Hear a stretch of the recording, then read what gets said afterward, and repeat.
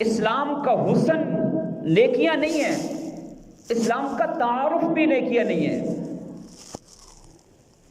اگر آپ کسی غیر مسلم سے ملتے ہیں، غیر مسلم کو کیا لگے کہ آپ تہجد پڑھتے ہیں، آپ روزے رکھتے ہیں، آپ سارا دن تلاوت کرتے ہیں، ساری رات قیام کرتے ہیں، اسے اس چیز سے کیا لگے؟ وہ آپ کے معاملات دیکھے گا، وہ آپ کا تقوی دیکھے گا، وہ آپ کا حیا دیکھے گا، وہ آپ کی پاک دامنی دیکھے گا۔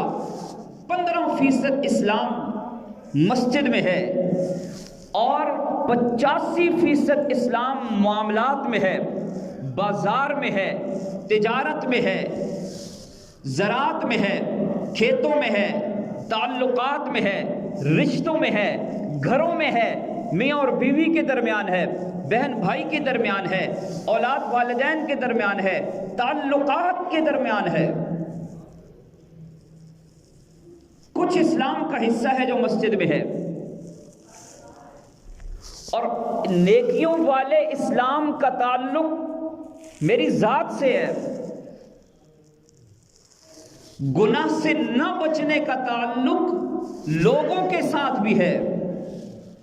میں گناہ سے نہیں بچوں گا، میرے تعلقات خراب ہوں گے، لڑائی ہوگی، گھر میں فساد پھیلے گا۔ اصحاب پیغمبر جب دین کی دعوت کو لے کر دنیا کے مختلف ممالک میں گئے، وہاں پر انہوں نے اسلام کا جو تعارف پیش کیا تھا وہ تجارت کے انداز میں کیا تھا۔